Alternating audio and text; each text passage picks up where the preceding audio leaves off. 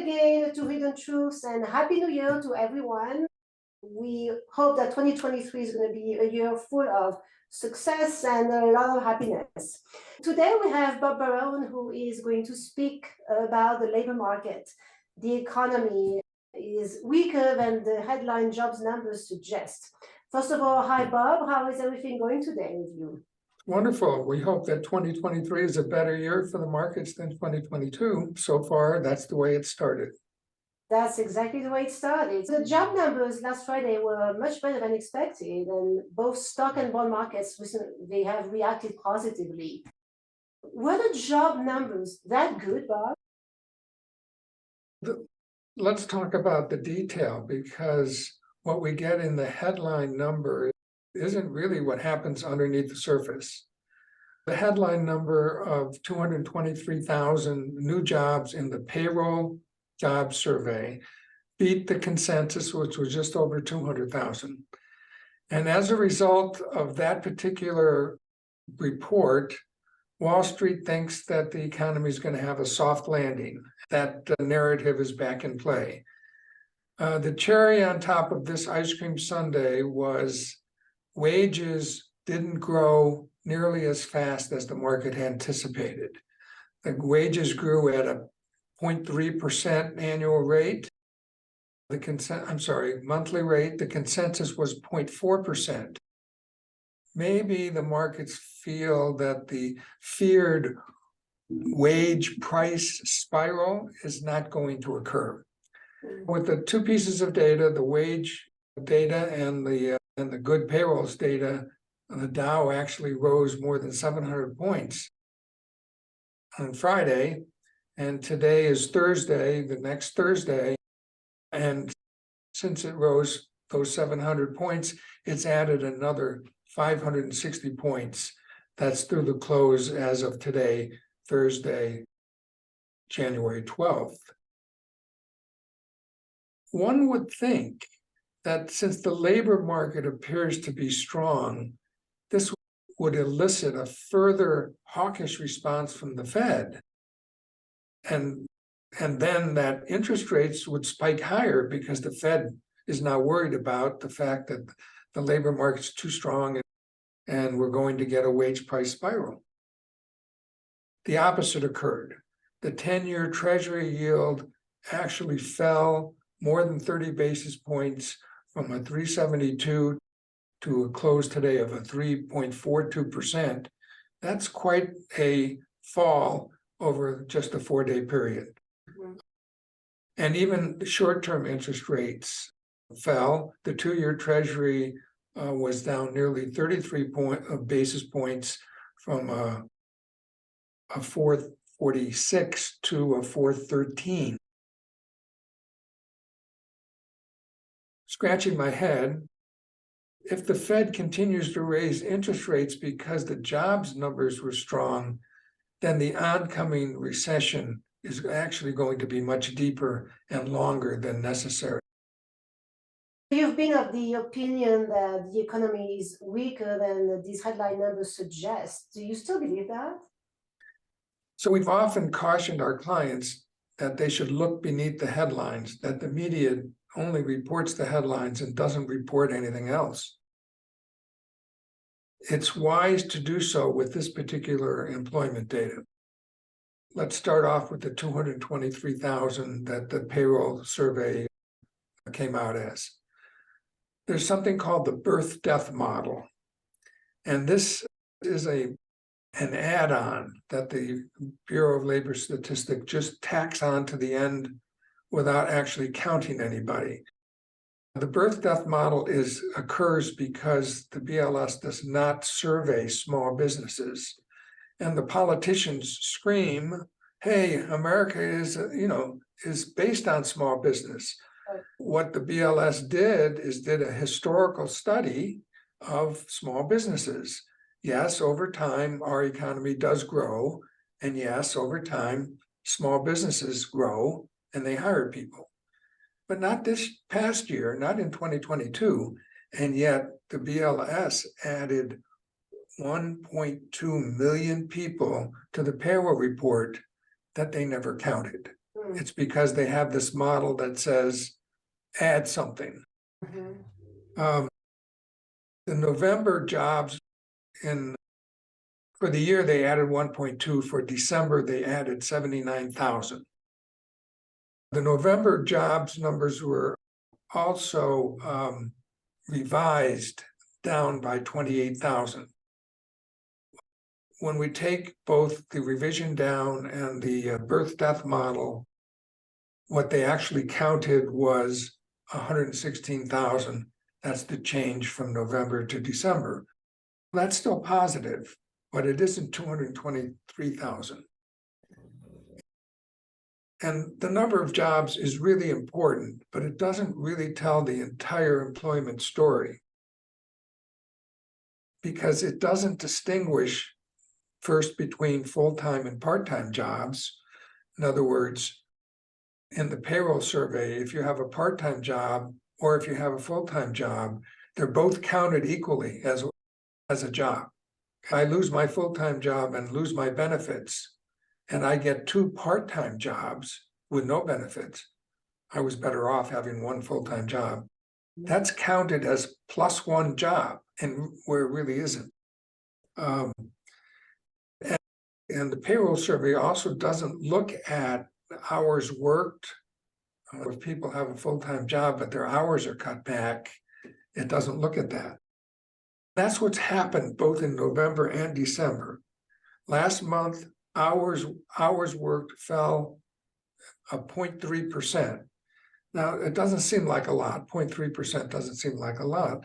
But when you spread this over 159 million people who are employed in this country, that's a lot of hours. There's an economist on Wall Street called David Rosenberg, and he calculated that if we actually looked at the hours worked, that we would have seen a negative 150,000 jobs equivalent. And that was for December, and November was even worse, minus 300,000 jobs when you look at the hours worked. Everywhere we look for corroborating evidence that the job market is strong, we find the opposite. The factory work week actually fell in December by 0.25% and has been flat or down every month since February. So that's a long dry spell for the factory work week. It is, absolutely. The unemployment rate fell from 3.7% to 3.5%. Wouldn't that also be a sign of labor force strength? Again, the devil is in the details. The unemployment rate is calculated from the sister survey that occurs at the same time the payroll survey occurs. So the payroll survey is a survey of businesses. The household survey is a telephone survey calling households and saying, are you employed or not? Okay. In the payroll survey, if they hire 2 people in part-time jobs, that's counted as 2. In a household survey, if I have 5 part-time jobs, I'm counted as employed, and it's only counted as 1. Okay. So let's look at the household survey. The household survey showed that part-time jobs grew 679,000. This tells us that all of the growth in the number of jobs in the payroll survey that we just discussed were part-time. Okay. And in fact, over 5% of the workforce now have 2 jobs. That's up from 4.7% back in October. And it's really a sign of distress in the labor markets, not a sign of strength. Indeed, the soft landing narrative is not backed up by the detailed data. If the labor market were really as tight as suggested by the payroll survey, then we wouldn't be seeing a softening in the wage growth that I talked about at the beginning here of 0.3, market expected 0.4%. wouldn't be softening. If it was really that strong, then wage growth would be accelerating, not decelerating. And look, if you look at the slide, you can see that on the right-hand side, the big deceleration in the job openings. And you only see that kind of a deceleration in a recession. So this particular survey, the job openings and labor turnover survey, is a favorite of the chairman of the Federal Reserve. Mhm.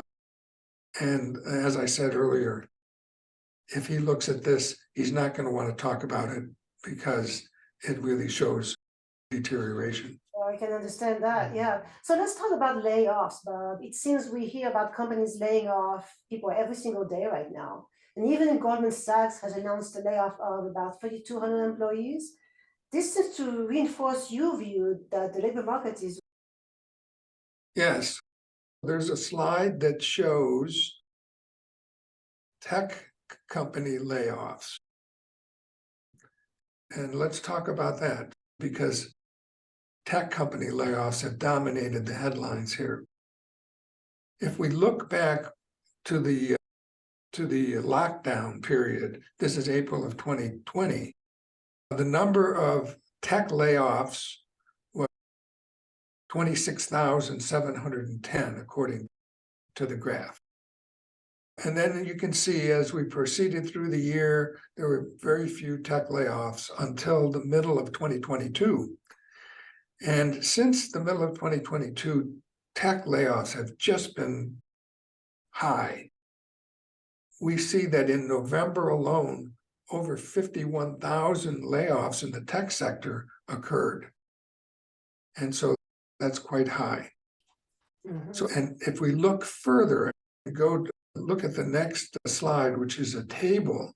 This table shows us which tech companies have laid off and how many layoffs there are. For example, Meta, which is the old Facebook, has laid off % of their workforce, or at least announced layoffs of that. That's about 11,000 employees. Amazon laying off 18,000, Salesforce 8,000, and the count goes on. It goes all the way down. DoorDash, Snap, Lyft, Redfin, Twitter, we know, laid off half of their staff, etc. The next slide shows that a company called Layoffs, FYI, has calculated that in 2022, over 1,000 tech companies laid off almost 154,000 employees. And if we want to go back and compare it to what happened in the lockdowns in 2020, from March to December of 2020, only 80,000 were laid off in the tech sector. In 2021, only 15,000 were laid off in the tech sector. So you can note in the chart that really beginning in June of 2022, we see a lot of layoffs in the tech sector. The tech sector, of course, is America's growth industry. When the growth companies aren't growing anymore, that's not a good sign. Another sign of distress in the labor market comes from the headhunters themselves. These are temporary agency employment folks who work at those employment agencies. And it's a very good leading indicator for the employment data. When people in the jobs finding industry are laid off, it means there's no jobs available. As I say, when the headhunters are chopping their own heads, it means that job openings are drying up. Any other corroborating evidence that employment is not as strong as the headline data would imply? There's a manufacturing survey that comes out by the Institute for Supply Management, and it came in negative for 2 months in a row. December was negative at 48.4. November was negative at 49. When I say negative, anything under 50 is negative. Above 50 is positive, below 50 is contraction. If we look at the next slide, on the left-hand side, we see that over time, since the middle of 2021, the ISM manufacturing index has been falling and is now below zero. That's not a good sign. There is also regional Federal Reserve Bank manufacturing surveys. So about 5 of the Federal Reserve banks do these manufacturing surveys. And Rosenberg, who I mentioned earlier, his company does a composite of production, new orders, and employment. And so on the right-hand side of the chart, you can see that in 2020, of course, when the lockdowns came, it was really negative, but that we've just crossed over the zero line again in 2020, end of 2022. Not a good sign for the economy. So the CPI for December was just announced, right? It fell 0.1% in December. The inflation rate over the past year has now fallen to 6.5%. Can you comment on that, Bob? The data that was just announced goes to show that inflation really was, quote unquote, transitory after all. That was a dirty word for a long time. It wasn't transitory. It's just that the time frame for transitory has now been defined, 18 months. Supply chains are back to normal, and we see prices are really melting everywhere. Those ISM indexes and surveys that I talked about earlier have a prices paid index for the manufacturers. And we can see from the chart on the right-hand side that prices paid are just plummeting. In fact, they were 39.4. Remember, 50 is the demarcation line between expansion and contraction. They were 39.4 in December, down from 43 in November. It's now approaching the lows that were reached during the COVID lockdowns. In December, the CPI actually fell 0.1%. Not much, but it actually was negative on a month-over-month basis. Now, everybody looks at what was it year over year, 6.5, but the month-over-month is now negative, which means we're probably entering a period of deflation. In that minus 1%, we have rents. Rents account for about 30% of the CPI. And in this particular calculation, rents rose 0.8%.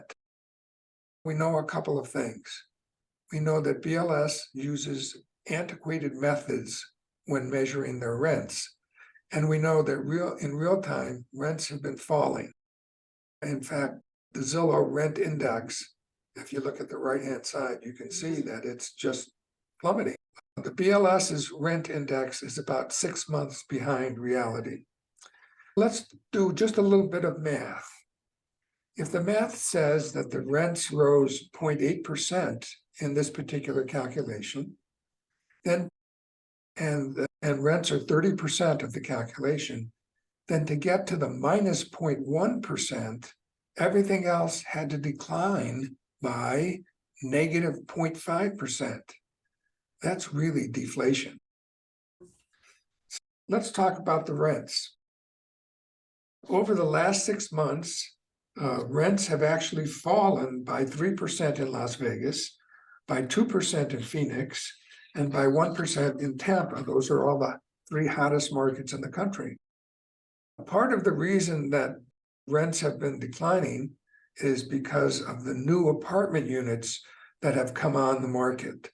400,000 new apartment units came on the market in 2022. Given that 2023 is on track to produce even more, 500,000 Yeah. units are now in the pipeline. Yeah. Rents have a considerable distance to fall, and that will play a role in steering monetary policy in the second half of the year. So I did a thought experiment calculating what year-over-year inflation would be over the next few months at different monthly rates of change in the CPI.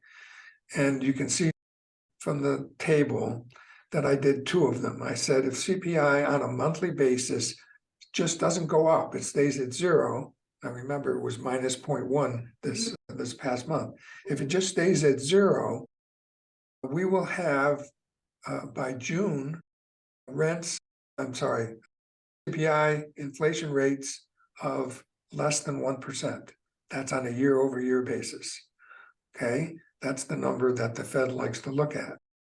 If we use the minus 0.1 that just occurred, and we say that occurs every month, then by June, we will have a year-over-year inflation rate of 0.3%. Okay, now the Fed's goal is 2%. So by June, we're going to be under the Fed's rate that they want to maintain. Now I have to remember that prior to this inflation episode beginning in 2021, the Fed really always wanted to get to 2% inflation, but they couldn't get there because inflation was lower. I've only calculated in this table minus 0.1, but if I'm correct with the rents, we're going to see much deeper in deflation than that. Perhaps by April or May, we will see the inflation rate on a year-over-year basis down to what the Fed wants to see at 2%. Which in turn hopefully will help the economy a little. Yes. Any final thoughts, Bob? I mean, there's a lot of information here, very valuable. Any thoughts on anything that you would like to leave your readers and viewers with? Yeah, in addition to the jobs data that we got last Friday and the inflation data that we got today, the first week of the new year also saw the release of the Fed's December meeting minutes.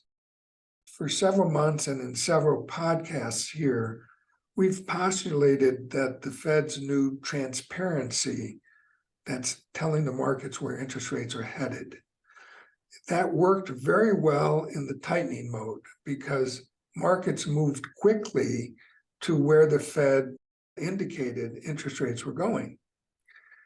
We postulated that when it came time to ease up on the tightenings called step down, that's when they go from 75 basis points per meeting to raising only 50 or 25. The markets would interpret that as easing, and they would start to ease financial conditions at a much faster pace than the Fed desired. So when it comes to moving interest rates down or stopping them from rising, we postulated that the Fed would have an issue. And as a result, that the Fed would have to appear to be more hawkish than they really are. That's our hypothesis, that in the downward move in interest rates, the Fed has to appear more hawkish. In their minutes, and I'm going to quote their minutes, they have a quotation there that is precisely to this point. Quote, "Participants noted that because monetary policy worked importantly through financial markets, an unwarranted easing in financial conditions, especially if driven by a misperception by the public of the committee's reaction function, would complicate the committee's effort to restore price stability." The Fed itself is admitting that our hypothesis that they would have a harder time in the easing part than in the tightening part has come true.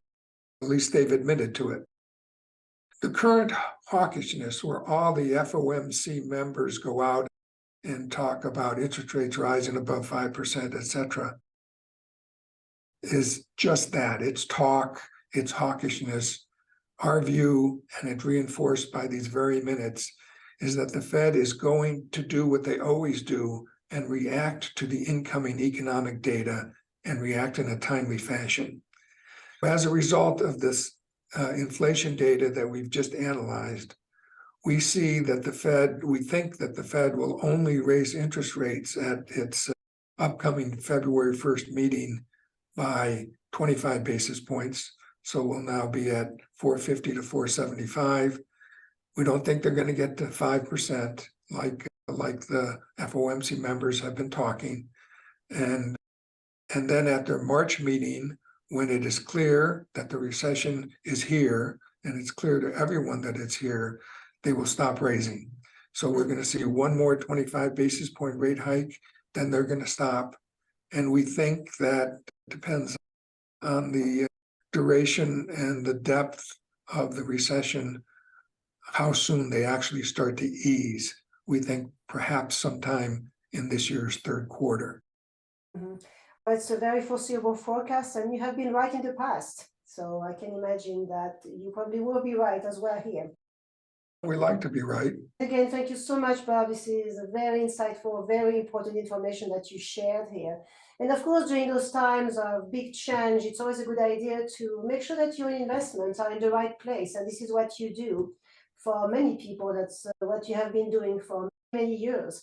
If anyone is interested in having a free analysis of your portfolio, check the link below in the comment area, and you can schedule a call with Bob and with Josh.